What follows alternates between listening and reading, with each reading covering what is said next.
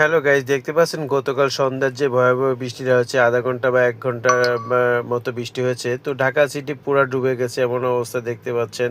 তো পানি আর পানি। তো এটা হলো বিগত সরকারের ডিজিটাল বাংলাদেশ এবং এই বর্তমান সরকারের সবার আগে বাংলাদেশ, এই পরিস্থিতি, এই চিত্র দেখতে পাচ্ছেন।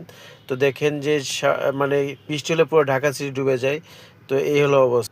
এটা হলো গতকাল সন্ধ্যার চিত্র দেখতে পাচ্ছেন। আমি একটা গাড়ির পিছনে, এটা হলো একটা পিকআপের পিছনে আমি উঠছি রিকোয়েস্ট করে পানিটা পার হওয়ার জন্য। তো দেখতে পাচ্ছেন যে কি পরিমাণ পানি, মানুষের কি দুর্ভোগ, কিভাবে মানুষ পার হচ্ছে দেখুন।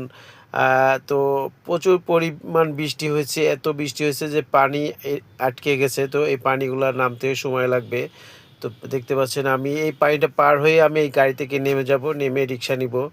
তো এইখান দিয়ে কোনো রিক্সা যাচ্ছিল না। তো এই গাড়ির ড্রাইভার ভাইকে আমি রিকোয়েস্ট করি যে, ভাই একটু পানিটা পার হবো, আমাকে একটু নিয়ে যান। তো বললো ঠিক আছে। তো আমি তখন পিছিয়ে উঠে বসে ভিডিওটা ধারণ করলাম। তো দেখতে পাচ্ছেন যে কি পরিমাণ বৃষ্টি এবং মানুষের কি দুর্ভোগ।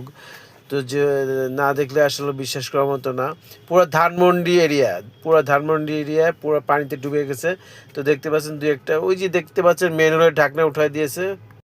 ওই সব জায়গার এই ম্যানুয়ালের ঢাকনা উঠিয়ে দিয়েছে। এই ঢাকনাতে দেখছেন কি পরিমাণ পানি যাচ্ছে, আর একটা বোতল কি পরিমাণ ঘুরতেছে। তো দেখেন এই একটু পরে অবশ্যই পানি নেমে যাবে, আধা ঘন্টা 1 ঘন্টার মধ্যে পুরো পানি ক্লিয়ার হচ্ছে। সবাই ভালো থাকবেন।